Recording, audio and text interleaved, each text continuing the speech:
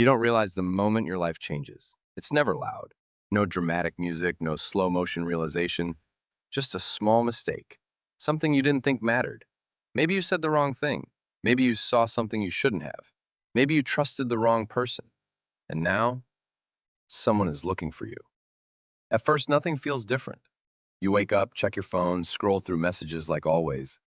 The world outside your window looks normal. Cars pass, people walk. Life goes on. But then something feels off. You notice the same black car twice.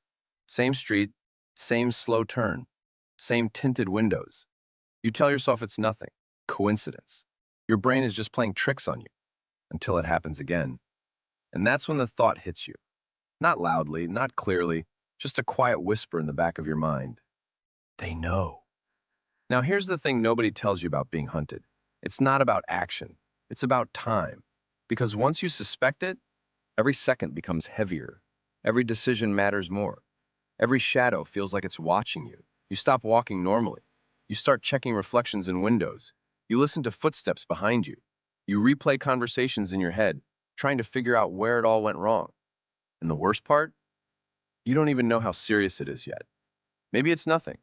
Or maybe it's already too late. The mistake most people make in this situation is panic. They run, they hide, they try to disappear overnight like in movies. But panic doesn't make you invisible. It makes you predictable. If someone powerful is actually looking for you, they're not relying on luck. They're patient. They're watching patterns. They're waiting for you to make a move. And when you panic, you give them exactly what they need. So instead, you do something counterintuitive. You slow down. You act normal. Because the moment you act like prey, you become easier to hunt. Days pass, or maybe just hours. It's hard to tell anymore. Time feels different when your brain is constantly scanning for danger. You start noticing details you never cared about before. The man standing too long at the corner. The phone call that ends the second you walk by. The car that shouldn't still be there. You start asking yourself questions you don't want answers to. Are they watching you? Or are they waiting? Because there's a difference. Watching means they're gathering information. Waiting means they already know enough. And that thought, that's the one that keeps you awake at night. Sleep becomes impossible. Every noise feels amplified. Every creak in your apartment sounds like someone testing your door. You start imagining scenarios. What if they come while you're asleep? What if they're already inside? Your mind turns against you, building fear out of silence. And this is where most people break. Not because something happens, but because nothing happened. The uncertainty is the weapon. Now here's the truth. If someone dangerous is actually after you, your biggest enemy isn't them. It's your own mind. Because fear makes you sloppy. And being sloppy is how you get caught.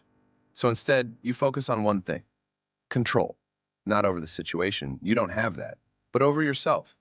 You start paying attention to your routines, where you go, when you go, who sees you.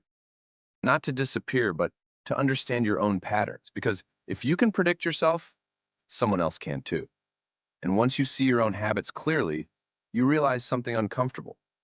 You are easy to find. Same coffee place, same route home, same timing every day. You've been living on autopilot, and autopilot is dangerous. So you begin to change things, not dramatically, subtly. Different route, different timing, different rhythm. You don't run, you adapt. Because sudden change screams fear, and fear attracts attention. The days blend together, and then something shifts. You feel it before you see it. That quiet pressure in your chest, that instinct telling you something is wrong. You turn the corner, and there it is. The same car, but this time, it doesn't pass. It stops. Your heart doesn't race. Not anymore. Because now you understand something important. If they wanted you gone, it would have already happened. So this is something else. A message, a warning, or a test. And suddenly the situation becomes even more dangerous. Because now it's not just about survival. It's about understanding the game you're in. You keep walking. Not too fast, not too slow. Every step feels deliberate. You don't look at the car again, because acknowledging it gives it power. But in your mind, everything is sharp. Every sound, every movement, You're fully present. For the first time, you're not reacting, you're thinking, and that changes everything. Because the moment you stop being just a target, you become unpredictable. And unpredictability creates space. Space to think, space to decide, space to survive. Night falls again. The city feels different now. Not dangerous, just aware, like it knows something you don't.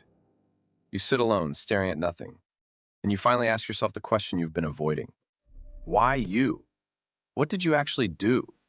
Because survival isn't just about escaping, it's about understanding the reason you're in danger in the first place. And sometimes the answer isn't dramatic. It's not a big betrayal or a major crime.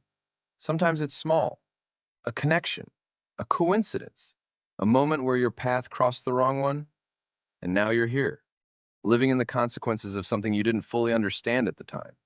But here's the part nobody expects. You start changing, not just your actions, your thinking. You become more aware, more present, more intentional. Fear sharpens you. It forces you to see the world as it really is, not as you assumed it was. And slowly, something strange happens. You're not just surviving anymore, you're adapting. And adaptation is power. Because in a situation like this, there's no perfect move, no guaranteed safety, only decisions, small ones, every hour, every moment.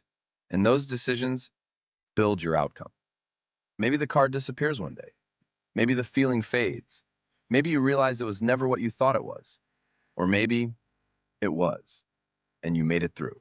Not because you were stronger, not because you were faster, but because you didn't lose control. Because in the end, survival isn't about fighting. It's not about hiding. It's about staying aware when everything inside you wants to panic. And that's the difference between someone who gets caught in the story and someone who walks out of it.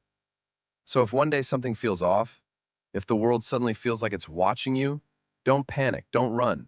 Just remember this. The moment you lose control of your mind, that's the moment you lose everything.